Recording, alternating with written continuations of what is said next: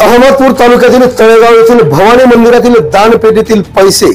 व देवीच्या अंगावरील दागिने चोरणाऱ्या आरोपींना जेरबंद करण्यात अहमदपूर पोलिसांनी यश मिळवत एक स्कूटी, दागिने व रोख रक्कम केली हस्तगत। या संदर्भात हाती लागलेली सविस्तर माहिती अशी की दिनांक 22 जानेवारी 2024 रोजी सायंकाळी 8 वाजण्याच्या दरम्यान ते 23 जानेवारी 2024 रोजी 5 वाजण्याच्या सुमारास मौजे तळेगाव येथील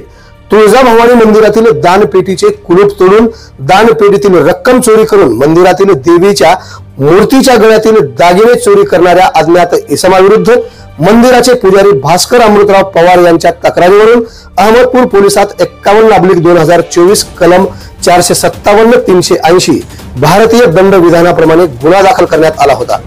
या बाबतीत पोलिसांना गोपनीय माहिती मिळाली होती की तळेगाव येथील तुळजाभवानी मंदिरातील चोरी करणारे इसम हे अहमदपूर येथील आहेत अशी माहिती मिळाल्याने लागलीच पोलीस निरीक्षक सुधाकर देडे यांच्या आदेशाने पोलीस स्टेशनचे गुन्हे प्रकटीकरण पथकाने आरोपींचा शोध घेतला असता आरोपी विकास अनिरुद्ध डावरे वय 30 वर्ष राहणार साठेनगर अहमदपूर यास ताब्यात घेऊन विचारपूस केली असता त्याने गुन्हा केल्याची कबुली दिली अशी माहिती मिळाली आहे। सदर आरोपीस 23 जानेवारी रोजी अटक करून पीसीआर घेण्यात आला। पीसीआर कालावधी दरम्यान आरोपीने गुन्ह्यात वापरलेले वाहन होंडा कंपनीची स्कूटी MH24AH 8197 हे दाखविल्याने स्कूटीची झडती घेतली असता तुळजाभवानी मंदिरात चोरी केलेले दागिने व रोख रक्कम 12,300 रुपये मिळून आले। सदर आरोपीकडे अधिक तपास केला असता त्याच्या सोबतचा साथीदार सलीम अली राहणार पंचशील नगर अहमदपूर हा असल्याचे त्याने सांगितले। तसेच त्याने पोलीस स्टेशन चाकूर येथील गुन्हा रजिस्टर नंबर 28/2024 कलम 379 भारतीय दंड विधान गुन्हा रजिस्टर नंबर 30/2024 कलम 457-380 भारतीय दंड विधानामधील मुद्देमाल चोरी केल्याचे सांगितले आहे।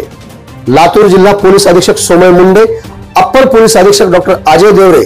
आणि उपविभागीय पोलीस अधिकारी मनीष कल्याणकर यांच्या मार्गदर्शनाखाली